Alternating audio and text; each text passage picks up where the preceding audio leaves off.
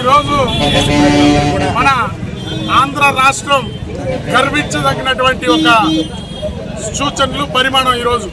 ఎందుకంటే మనకందరికీ తెలుసు 2019 నుంచి మనం చూస్తున్నాం. ఇక్కడ రాజధానిని మూడు ముక్కలాట చేసి అదేవిధంగా రాజధాని లేని ఒక రాష్ట్రంగా మనమంతా కూడా చూసాం.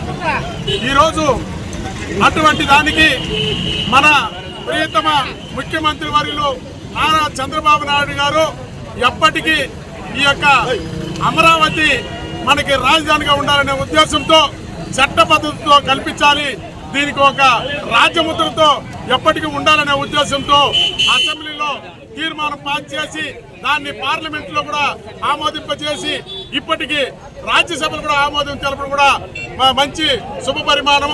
దీనికి కష్టపడి దీన్ని చేసినటువంటి మన యొక్క సహాయం చేసినటువంటి ప్రధానమంత్రి నరేంద్ర మోడీకి కానీ, అదేవిధంగా అమిత్ షా గారికి కానీ, మన రాష్ట్ర ముఖ్యమంత్రి కానీ, మన డిప్యూటీ సీఎం పవన్ కళ్యాణ్ గారికి కానీ, అదేవిధంగా దీనికి సపోర్ట్ చేసినటువంటి ప్రతి ఒక్కరికి కూడా ధన్యవాదాలు తెలుపుకుంటూ ఎప్పటికీ స్థిరస్థాయిగా నిలిచిపోయే విధంగా ఈ జీవోని తేవడం చాలా సంతోషమైన విషయం.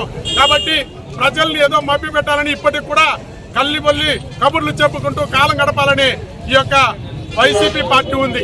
అక్కడ వాళ్ళు మేము వస్తే మళ్ళీ కూడా ఏదో చేస్తాం పట్టేస్తామండి, వచ్చేది లేదు, మీరు చేసేది లేదు. కాబట్టి దీని అంతా కూడా ప్రజలు గమనిస్తున్నారు. ప్రజలే మీకు సరైన సమయంలో సరైన బుద్ధి చెప్తారని కోరుకుంటూ ఈ అవకాశం ఇచ్చిన మీ అందరికీ ధన్యవాదాలు చెప్పారు.